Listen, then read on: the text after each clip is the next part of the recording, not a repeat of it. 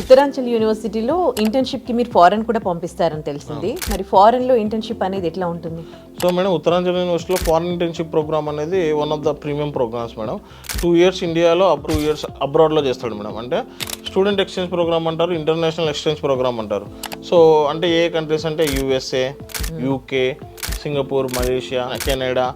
Student ఇక్కడ 2 years complete చేశాక 2 years అక్కడికి వెళ్తారు. లేదు 3 years ఇక్కడ చేసి 1 year ఇంటర్న్షిప్ లెక్క చేస్తాడు, లేదా 6 months to 1 year ఇంటర్న్షిప్ కూడా చేస్తాడు అనమాట. ప్రోగ్రామ్స్ కింద స్టూడెంట్కి ఏంటంటే ఇంటర్నేషనల్ ఎక్స్పోజర్ కానీ ఈజీగా అవుతుంది అనమాట. సో దీనికి కావాల్సిన క్రైటీరియా ఏంటంటే 2 yearsలో స్టూడెంట్ బ్యాక్లాగ్స్ పెట్టుకోకూడదు first thing. Okay, minimum criteria 6.7 CGPA అనేది పెట్టుకోవాలి. అక్కడున్న కంట్రీస్ ఏదైతే రిక్వైర్మెంట్ ఉందో, అంటే ఇక్కడ నుంచి వాళ్ళని తీసుకోవడానికి రిక్వైర్మెంట్ ఏదైందో అవి ఆ సబ్జెక్ట్స్ అనేటివి క్లియర్ చేసుకొని ఉండాలి. సో ఈ పాయింట్స్ అన్ని మెర్జ్ అయితే ఆటోమేటిక్గా ఇక్కడున్న స్టూడెంట్ని అక్కడికి వెళ్ళొచ్చు మేడం. అక్కడున్న యూనివర్సిటీస్లో కూడా మన స్టూడెంట్స్ మన దగ్గర ఎన్రోల్ అవుతారు మేడం.